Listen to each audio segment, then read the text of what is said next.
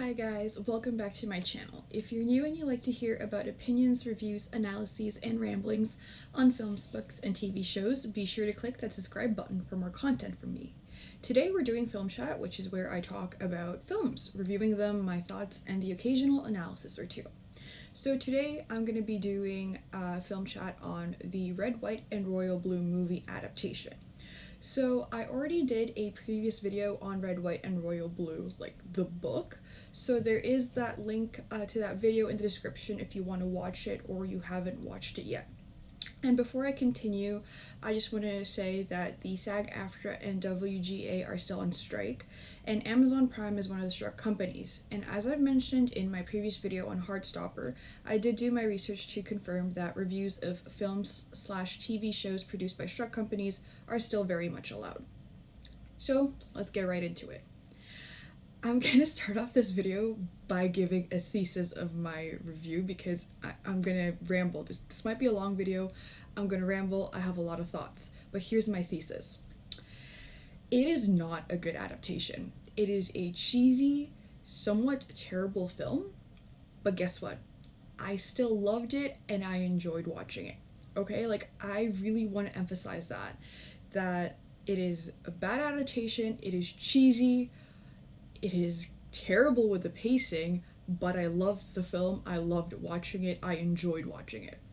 So I am a firm believer that those statements, that the film is terrible, and the next statement, I loved it / I enjoyed watching it, can and should coexist, alright? Because I can simultaneously criticize where the film is lacking, acknowledge those areas, but also still think that it's a good watch. Like, I had a blast watching it. I loved it. It's not good, but I loved watching it.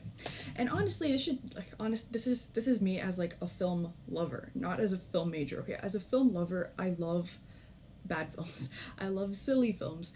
My favorite movie on Letterboxd, my number one favorite movie on my Letterboxd says The Mummy. Okay, and it's not a masterpiece, but I love it, and I love this film. Even though it's not a good film, it's not a good adaptation.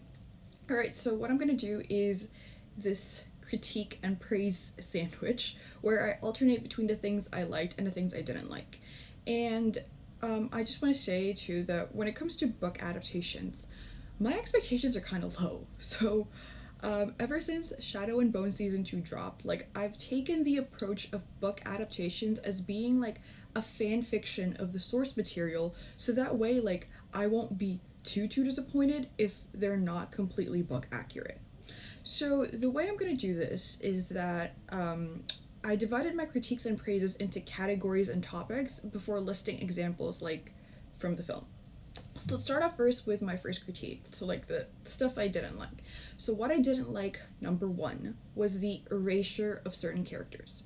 First and foremost, June. June erasure, like, she is critical to Alex's character development. That's his sister, alright? Like, it is crucial to his character development, like, to have an older sister and not be an only child. And personally, I believe that when someone grows up as an only child, they're a completely different person than someone who grew up with a sibling, like, especially an older sibling. So with June not being in the film, like, it definitely erases one of the more important relationships in Alex's life. The second character erasure I did not like was Rafael Luna. So he's crucial to the plot because he found out about the leak when he was playing like double agent in the Republican Party, and he's also part of Alex's bisexual awakening.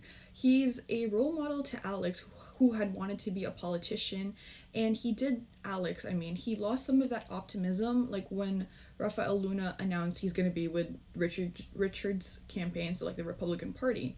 And again, this is crucial to Alex's character development in the books. Also, I kind of wanted to see who they would have cast to play Rafael Luna. Personally, I think Oscar Isaac would have been a lovely choice, but if you guys had a different fan cast for Rafael Luna, like, feel free to comment it down below. So the third and final erasure that I really didn't like was Catherine, so Henry's mom. So the thing is with Catherine, she was a representation in the books for depression, and her like near the end, she's trying to be better and be there for her kids, especially when Henry and Alex were outed. So she, in the books, stands up to her mother to let Henry be with Alex, and yet she doesn't even make an appearance in the movie. Like, she's apparently in an elephant sanctuary, which was really confusing to me because, like, the whole point of Catherine being an absent parent was because she lost the love of her life, and then she realized she needed to be there for her kids, but she never even showed up for Henry. So I didn't like that. Now let's move on to the first thing that I did like in this film, and it's the most important thing for me that, like, if this wasn't good, I wouldn't have liked this film. So the number one thing I did love was the chemistry between Taylor and Nick. All right, so I was watching their GQ interview because, okay, due to the strike, promos are not allowed for actors, right? So the GQ interview video was probably one of the only interviews that Taylor Zakar Perez and Nicholas Galitzine were able to do, like, before the strike, and I was obsessed watching this interview. Like, I must have watched it like at least 10 times because their off-screen chemistry was insane. So there was like a lot of bantering in the video, and like they were just being major dorks, and I fell in love with their friendship. So even before like that interview was released, there were people saying on the internet that they lack chemistry, like before any of this was even dropped. So personally, I thought that they had really great chemistry, not only in the interview video, but also in the film. And some people may disagree, and that's perfectly valid. So let's just agree to disagree on that point. So with their chemistry, another in the film, actually, let's move on to the actual film now. So number one thing was the hands, okay? Like the hands.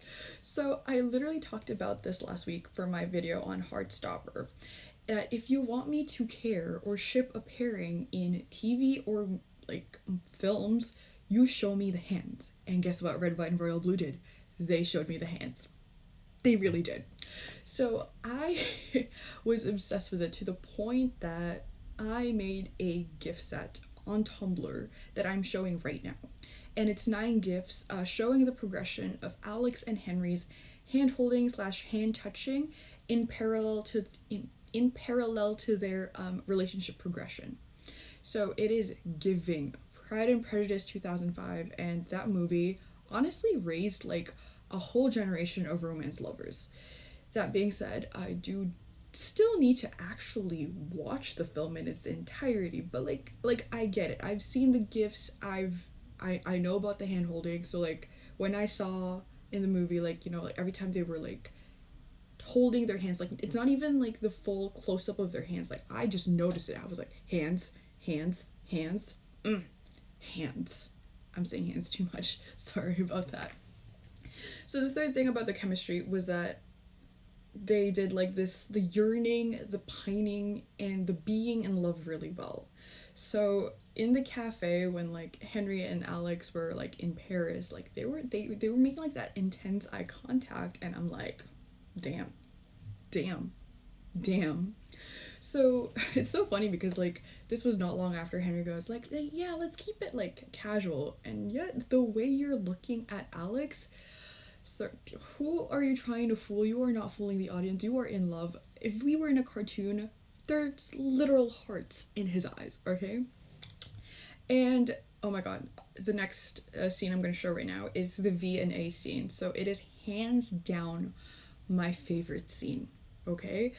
I straight up cried during this scene because of the way that like Alex was looking at Henry. So like I mentioned this again in like my previous video, but that saying that in a room full of art, like I will look at you, that was literally Alex with Henry. Like they're surrounded by all these like artistic statues, and yet he's only looking at Henry, and I'm just And then, you know, like they were doing like that slow dance, and I was just, oh my god.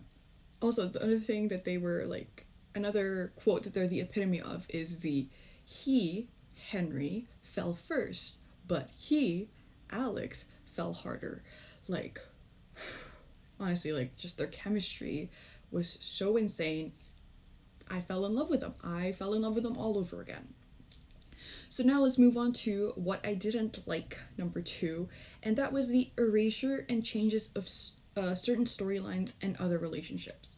So the number one thing was that Richards, the Republican rival, he was the one behind the leak, and Rafael Luna was kind of essentially playing a double agent. But they changed that in the movie to have the antagonist be the scorned journalist Miguel. So the thing is, the whole thing with the leak, like, it's part of the political subplot, and so I was really upset they changed it, just because, like, the dirty tricks of an opposing party was so much more compelling than a scorned journalist. All right, because okay, if you haven't read the books, when it was revealed that it was Richards, who like paid to have like Henry and Alex's emails leaked, that's how they got Texas to flip in the election. But in the movie, they changed it so that Alex's campaign strategy was rooted in registering voters in Texas. So, I mean, I don't hate the fact that Alex was more involved in the campaign, but it's still, like, for me personally, I just thought it was a little weird. And also, there was, like, no hinted charges at Miguel for, like, leaking the private emails, so I felt like that was a loose end that could have been tied up, but they didn't tie it up in the film. But then again, I will concede too that it was more in the book, at least, it was more just implied that Richards was gonna get in trouble for leaking the emails, so it wasn't also completely tied up. But either way, like, I don't know, like, just having a journalist, it just seems very just not a fan personally. So the second thing, okay, I already mentioned this, but it was like Catherine not showing up for Henry at the end. Like, enough said. I'm not going to go into detail about it again. The third was the erasure and change that I didn't like. Actually, was Beatrice's addiction and Alex's anxiety and ADHD. So personally, mental health representation matters. Okay, and so being a recovering drug addict was important because she chose to be clean for Henry, and that's why they're close.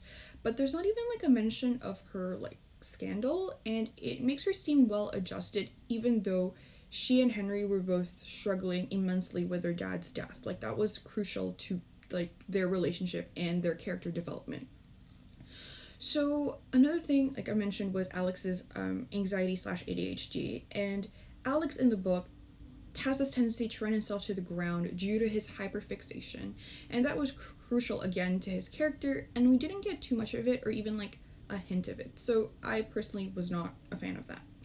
The next thing I was not a fan of was the Alex's parents not being divorced, and I keep repeating this, but a lot of the things that they did actually erase, I noticed, was crucial to Alex's backstory. So his parents being divorced is crucial to his character development because his parents' divorce had like a major effect on him as a kid, and now they're just together. So like, he's not being pulled apart in different directions because of his parents arguing, and that just doesn't make any sense because you could have easily like just made them divorce if they were gonna like keep him as an only child at this point. It's like, yeah, like, I'm not gonna forgive the June erasure, but like, you could at least keep the parents divorced still, you know? So another thing too was like the emails, the erasure of the emails. And again, logically, I know that they couldn't do the emails in depth because it's a different medium. Like, you could read the emails in the book, but like, how would you portray that in film? So kind of understand, not quite understand. I'm a little on the fence about it. Although I do think that the montage of them emailing back and forth could have been a little bit longer to include some of their emails, but again, I understand that due to time constraints, like, they probably couldn't even fit in the film. So let's move on to what I did like, number 2, which was the portrayal of the Platonic and sibling relationships. So first and foremost, Amy and Alex. So on, like, there was the first scene of them on the plane together, which shows just how close they are, because like, she's not just a security detail for Alex, but like, he banters with her, and he even like loves seeing pictures of her dog. It was hilarious watching her like immediately zoom out of the red room, like when she walks in on Alex and Henry like making out. She's like, nope. And I'm just like, Amy deserved a pay raise after that. She really did. So the second relationship I really did like the portrayal of was Zara and Alex. Like it is very accurate, like from the book, with her sassing him at the beginning. And there is no getting out of this. Oh, yeah?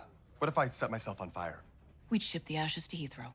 And then near the end of the film, like, you know, she's like not putting up with Alex's moping anymore. Like her face in the scene was the funniest thing ever. Like, she's so relatable. A queen. She should be the queen. She's a true icon. She also needs to get paid more. And honestly, like with Zara and Alex's relationship, I'm definitely getting more like sibling like vibes, or even like, you know, like exasperated aunt. Like that's how she feels about Alex, which is I love it. Personally, I really loved it. And the final like sibling relationship, of course I have to mention it, was Beatrice and Henry. So I like that it still showed that they were close, you know, like at the wedding they're like talking to each other, and then like after he ghosted Alex, like at the lake house, she's who he talks to like about what happened, you know. And I did wish that there was like just a little bit more depth given to their relationship, you know, even mentioned her drug addiction, but I'll take what I can get. And Ellie Bamber as Princess Beatrice she's honestly so adorable. Like I love her so much. I genuinely do think she needed more scenes though. Like just, it's Ellie Bamber, guys. She needed more scenes. So now let's go on to what I didn't like, number 3. And I think this is the last thing I didn't like. And it's the pacing. So the film is 2 hours long, but it did not feel long. It actually felt a little too quick. So a lot of people online, and I do agree with them, have been saying that this could have benefited from being a limited series instead of a 2-hour long film. So, you know, like, I think a lot of people are saying if they had done it like The Summer I Turned Pretty, which was like, I think 6 to 8 episodes, 8 episodes. I feel like 8 episodes would be good for Red, White, and Royal Blue, with roughly 45 minutes to an hour per episode. Like, it would have been so much better as a limited series than a movie. And a lot of the critiques that I have about this film could have been avoided or rectified if this was a limited series, given the story and the relationships more time to develop, since it is a long book with a lot of relationships and a subplot involving politics. That being said, there's supposedly like a full hour of footage that was cut.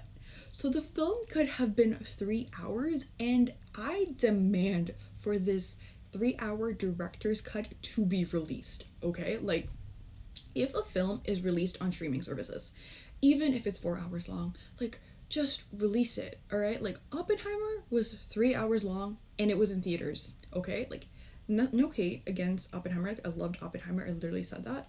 It's just that if you're able to release a 3-hour film in theaters, you should be able to release a 3-hour film on streaming services. That's just me. Like, you should be able to do it. Just imagine that hour-long footage. Like, what else? What deleted scenes did they have? I need to know, guys. I need to know.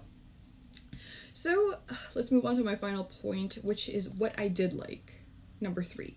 And that is the portrayal of the main characters. So to start off first with Alex. So I absolutely adored Taylor Zakar Perez as Alex. He brought that chaotic, relatable, bisexual energy to life, like in the royal wedding. And there's this scene. I'm gonna like stay quiet now and let you guys just watch it for like a couple of seconds. Grabbed my hair in a way that made me understand the difference between rugby and football. So for context, he was talking to Nora about the kiss, and this line was not in the book at all, but I loved it. I love its addition. It's one of my favorite lines from the film. And Alex, you know, like, he is a little bit dorky, and I love that they showed that, like, you know, he's trying to figure out which pose to greet Henry with, like, in the red room after he got ghosted. And personality-wise, like, he's definitely how I imagine Alex to be in the book, even though, like, a lot of his backstory changed. Like, he's still very much the Alex that I've fallen in love with in the book. So, Taylor Zakar Perez's scenes, like, when he's, like, doing, like, speeches and his, like, first son things, like, if he was running for office, I won't lie, I'd vote for the man. Like, he's got Alex's charisma down to a T.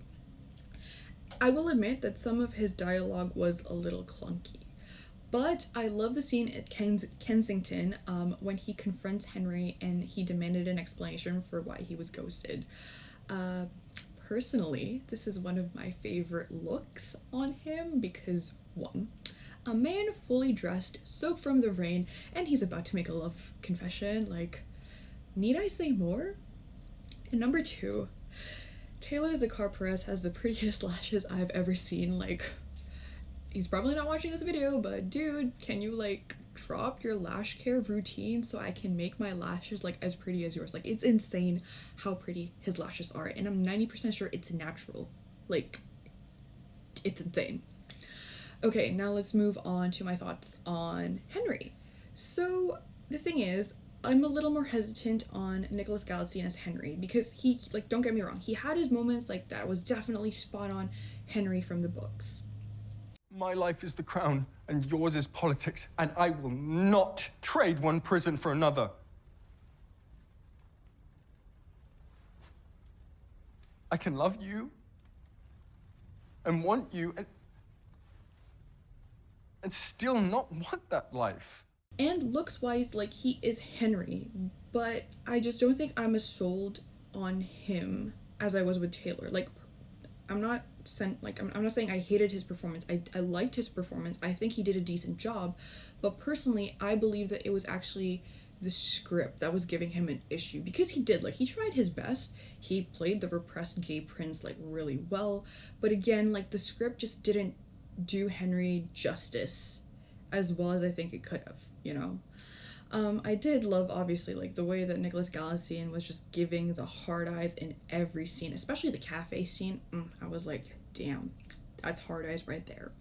And I also did love how they included, like, that thing with Henry's character, like, whenever he's nervous or unsure, like, he tends to fiddle with his signet ring. I just think that was really adorable. Also, I do know that I do that too, so that's also why I liked it, because, like, oh my god, I do that too. Alright, this brings me to the end of my video, so let's sum it up. Red, White, and Royal Blue is not the best adaptation, and it is not a good adaptation. The film was cheesy and pretty bad because it fell victim to the pacing, the changes from the book, and the time constraint of 2 hours that was imposed upon it. That being said, I still enjoyed watching it. I absolutely loved it, and I consider it more of a movie fan fiction than an adaptation.